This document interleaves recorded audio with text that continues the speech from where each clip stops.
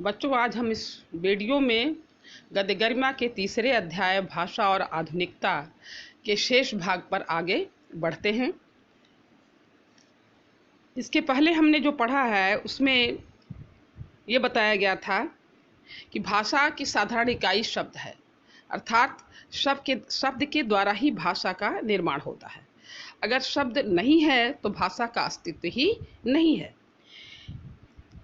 और अपने सामाजिक व्यवहार में जो हम प्रतिदिन जो अपना आपसी हमारा जो व्यवहार होता है, आपसी हमारी जो बोलचाल की प्रक्रिया होती है, उसमें हम क्या करते हैं, कई नवीन शब्दों को हम प्रयोग करते हैं। वो चाहे अंग्रेजी के हो, चाहे फारसी के हो, चाहे अरबी के हो, किसी भी भाषा के हो, उसको हम प्रयोग करते हैं, अपने व्यवहार में उसको व्यवहारित करते हैं। लेकिन वह शब्द जो है बिना सोचे समझे अनायास ही उसका गठन हो जाता है, अनायास ही उसका प्रयोग हो जाता है हमारे व्यवहार में।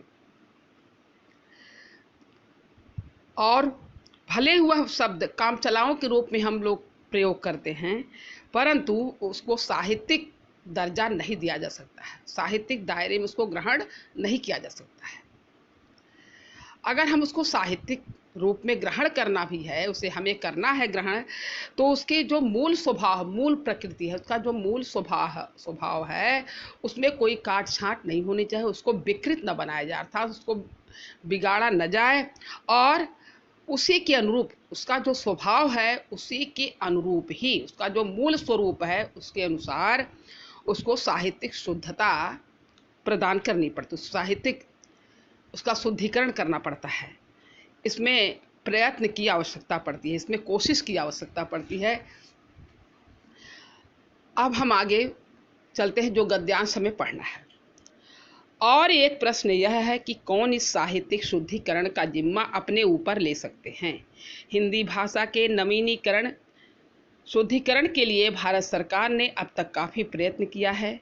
इसके लिए सन 1950 में शास्त्रीय एवं तकनीकी शब्दावली आयोग की स्थापना की गई है, जो विज्ञान की हर शाखा के लिए योग्य शब्दावली का निर्माण कर रही है। लेखक इसमें ये बताना चाहते हैं कि सबसे बड़ा अहम प्रश्न ये होता है कि जो हमें साहित्यिक शुद्धता देनी है, अगर उसको कोई शब्द जिसका हम प्रयोग अनायास ही कर लेते हैं, उसको हम अगर हमें साहित्यिक रूप में ग्रहण करना है, तो इसका शुद्धिकरण की जिम्मेदारी इसका निर्वहन कौन करे। इसमें लेखक ने बताया कि हिंदी भाषा के नवीनीकरण, भाषा को नवीन रूप में ढालने के लिए भारत सरकार ने एक 1950 में शास्त्रीय एवं तकनीकी शब्दावली आयोग की स्थापना की है। यह शिक्षा मंत्रालय के अंतर्गत है।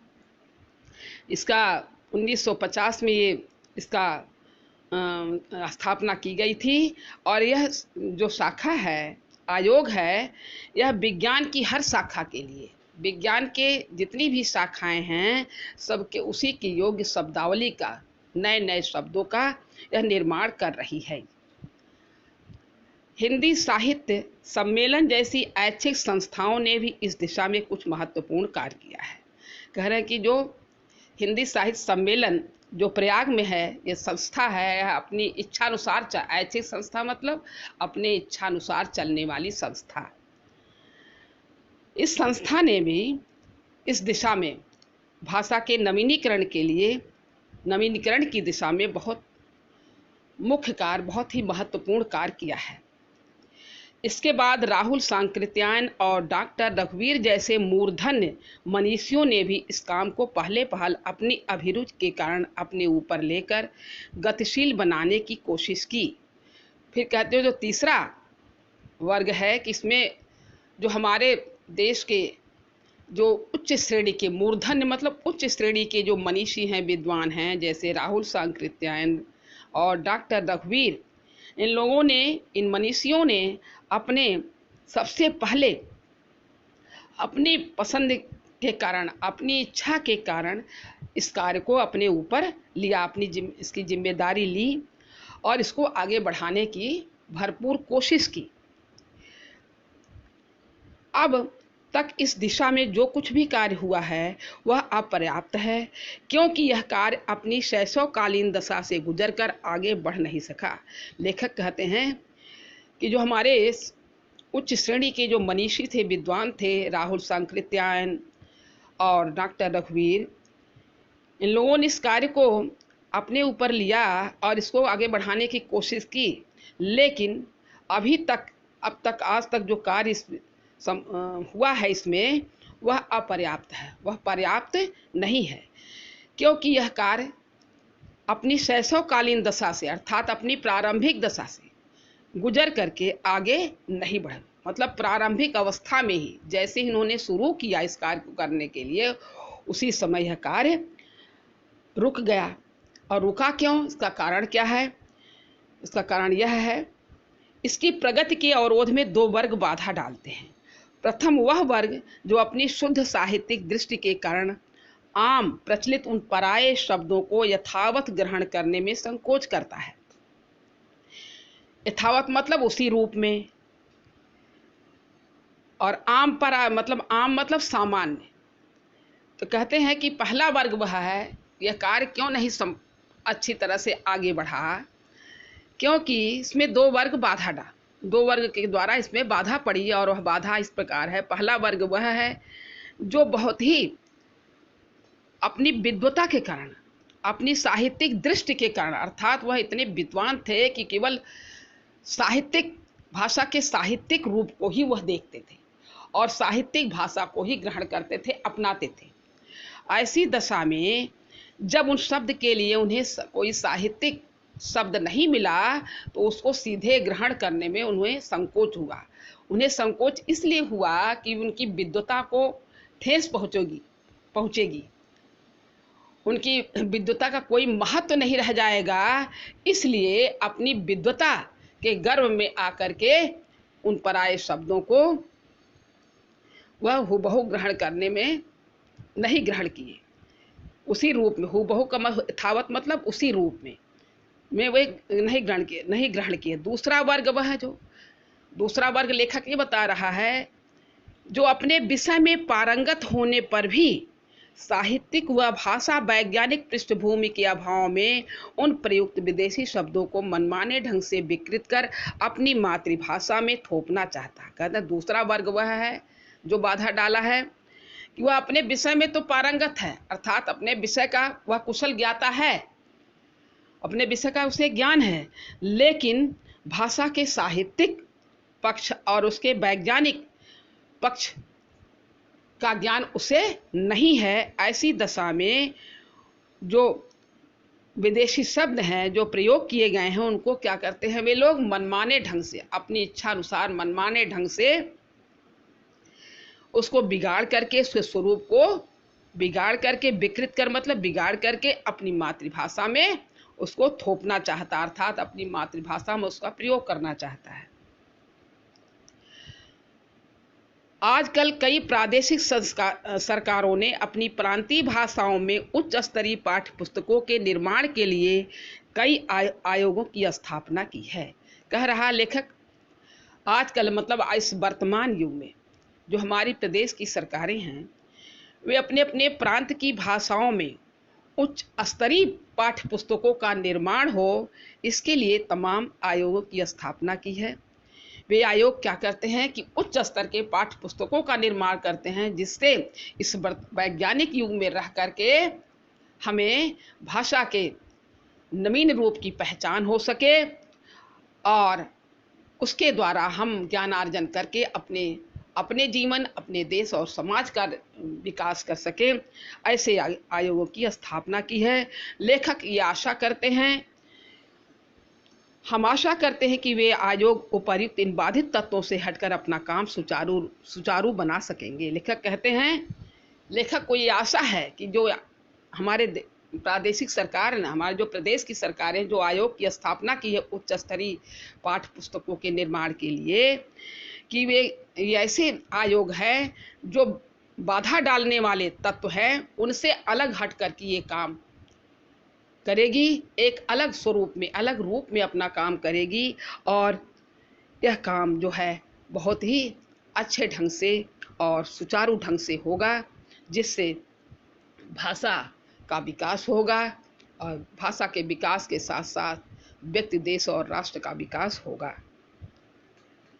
अब आगे है एक पैराग्राफ हो गया। दूसरा है पैराग्राफ, विदेशी शब्द जिन्हें अपनी प्रांतीय भाषाओं में ग्रहण करने की आवश्यकता है, खास तौर पर दो तरह के होते हैं।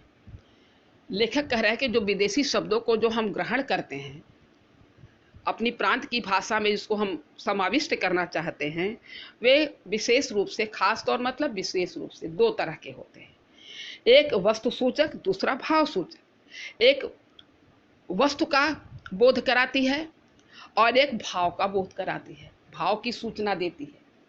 ये दो तरह के होते हैं।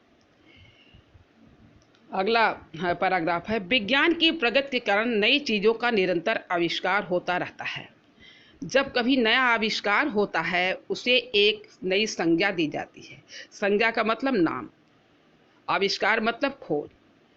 लेखक ये इसका मतलब यह है कि लेखक का कहना है कि आज का युग वैज्ञानिक युग है और निरंतर विज्ञान की प्रगति हो रही है, और विज्ञान की प्रगति होने से सदैव नए नए वस्तुओं का निर्माण हो रहा है, आविष्कार, खोज हो रहा है। और जब कभी नई कोई खोज होती है, नया आविष्कार होता है, तो उसे एक नया नाम भी दिया जाता है, नया नाम भी दिया जाता है। अगर हम उसे नाम नहीं देंगे तो उसकी हमें पहचान नहीं होगी। कितना भी आविष्कार क्यों न हो जाए, कितनी नई उपलब्धियां मनुष्य क्यों न हासिल कर ले, अगर उसका नाम नहीं है, नाम ही उसकी पहचान बनाता है। अगर उसे हम नाम नहीं देंगे, संज्ञा से उसे नहीं जानेंगे, तो वह उसको समझने में परेशानी होगी, अर्थात वह समझ में ही नहीं आएगा। फिर कहते हैं, जिस देश में उसकी सृष्टि की जाती है, जिस देश में उसकी रचना होती है, वह देश उस आविष्कार के नामकरण के लिए नया शब्द बनाता है। वही शब्द प्रायः अन्य देशों में बिना परिवर्तन के वैसे ही प्रयुक्त किया जाता है। कहते हैं, जिस देश में कोई नई रचना होती है, नई खोज होती है, तो वह देश अपनी ही भाषा में उसके लिए एक नया शब्द बनाता है, और वही शब्द जो है अन्य देशों में बिना परिवर्तन के वैसे ही प्रयुक्त किया जाता है, वैसे ही उसका प्रयोग कर लिया जाता है। उसमें कोई बदलाव नहीं किया जाता है, तनिक भी बदलाव नहीं किया जाता है। जैसा वह नाम दिया जाता है, उसी नाम, उसी शब्द को अन्य भाषाओं में भी ग्रहण कर लिया जाता है। यदि हर देश उस चीज के लिए अपना अपना नाम देता रहेगा तो उस चीज को समझने में ही दिक्कत होगी। जैसे रेडियो, टेलीविज़न, स्पुतनिक। कह रहे हैं कि लेखक बता रहे हैं कि जिस देश में किसी नई खोज होती है, नई उपलब्धि होती है, तो उसका नया नाम उसी देश के लोग उसका नया नाम देते हैं, और वह नाम जो है सभी देशों में उसी तरह उसको ग्रहण कर लिया जाता है, प्रयोग कर लिया जाता है। कहते हैं कि अगर सभी देश उस वस्तु के लिए जो नई खोज हुई है, उस वस्तु के लिए अपना अपना अलग अलग नाम देते रहेंगे, उसको अलग अलग नाम देंगे, तो उस वस्तु को समझने में बहुत ही कठिनाई होगी। जैसे है रेडियो है, टेलीविज़न है, स्पुतनिक है। तो रेडियो, टेलीविज़न, स्पुतनिक का मतलब होता है मिसाइल। कहते हैं उसको क्या, तुरंत उसका नाम ले लेने से तुरंत वह समझ में आ जाता है कि रेडियो शब्द जो है वह इंगित करता है रेडियो की तरफ। रेडियो से उस रेडियो की तरफ हमारा ध्यान आकृष्ट हो जाता है। टेलीविज़न कहेंगे तो टेलीविज़न की तरफ। इसके लिए अगर हम नए नए शब्द प्रयोग करते तो इसको समझने में दिक्कत होती। प्रायः सभी भाषाओं में इसके लिए एक ही शब्द प्रयुक्त है, एक ही शब्द इसके लिए प्रयुक्त है। इसके लिए कोई अलग अलग शब्द किसी भी भाषा में नहीं है। और एक उदाहरण देखिए, सीढ़ी लगाना। ऊपर चढ़ने के लिए अनादिकाल से भारत में एक ही साधन मौजूद था, सीढ़ी। कह रहे हैं कि एक उदाहरण दे रहा लेखक कि सीढ़ी लगाना, अनादिकाल से सीढ़ी लगाना अर्थात ऊपर चढ़ने के लिए, ऊपर जाने के लिए सीढ़ी शब्द का प्रयोग था। एक ही शब्द केवल प्रयोग था, सीढ़ी। लेकिन जैसे जैसे विज्ञान ने प्रगति की, तमाम तरह के नए नई खोज हुई, तमाम तरह के नए नए उद्योग धंधों की स्थापना हुई। तो कहते औद्योगिक क्रांति आदि ने आवश्यकता के अनुसार और भी कई तरह की सीढ़ियों का निर्माण किया, जैसे लिफ्ट, एलिवेटर, एस्केलेटर आदि।